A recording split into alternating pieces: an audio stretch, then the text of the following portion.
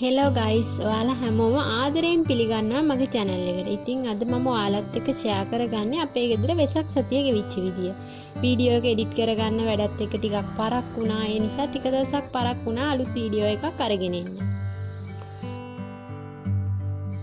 දැන් ඉතින් ඉස්සර වගේ උණ බට වලින් කූඩු හදලා අලවන්න තරම් අපිට කාලයක් නැති වෙලානේ. ඒ නිසා දැන් අවුරුදු 2ක් වගේ තිස්සේ ඉඳන් අපි ප්ලාස්ටික් කූඩු ගෙනත් තමයි අලවන්නේ. කලින් ගෙනාපු කූඩු ඔක්කොම කැඩිලා තිබ්බ නිසා මම මේ පාර අලුතෙන්ම කූඩු සෙට් එකක් ගෙනාවා. දැන් ඉතින් මම මේ හදන්නේ කූඩු ටික අලවන්න.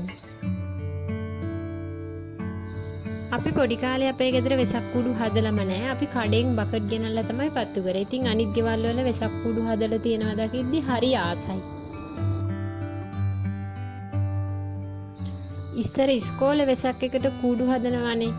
එහෙම තමයි අපි වෙසක් කූඩු හදන්න පුරුදු වුනේ.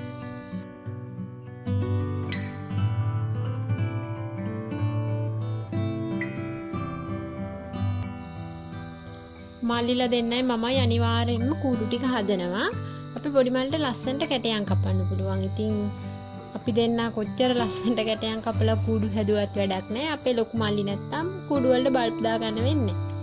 ඉතින් විදුලි ආලෝකයේ සපයන්නේ අපේ ලොකු මල්ලි. අපි තුන් දෙනාම එකතු වුණාට පස්සේ ලස්සනට වෙසක් කූඩු ටික හදලා බල්බ් වල දාලා ඒ වැඩ ටික ඉවර කරනවා.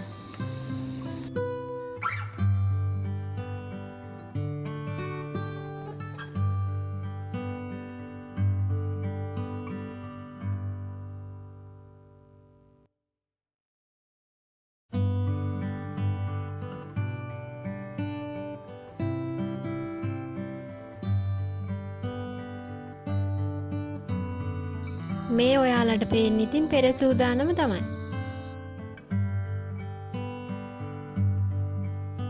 ඔන්න දැන් වැඩ ඔක්කොම ඉවරයි. බල්බ් වල ටික සෙට් කරලා කුඩු ටික එල්ලලා ඒ වැඩ ඔක්කොම ඉවරයි. දැන් තියෙන්නේ ඉතින් ලස්සන බලන්න. එහෙනම් අපි යමු ෆයිනල් ලුක් එක තිබ්බේ කොහොමද කියලා බලන්න. මතක ඇතුව ඕගොල්ලෝගේ අදහසුත් කමෙන්ට් කරන් යන්න. ඒ වගේම තවත් ලස්සන දවසක ලස්සන වීඩියෝ එකක් අරගෙන එන්නකම් ඔයාලා හැමෝම පරිස්සමින් ඉන්න.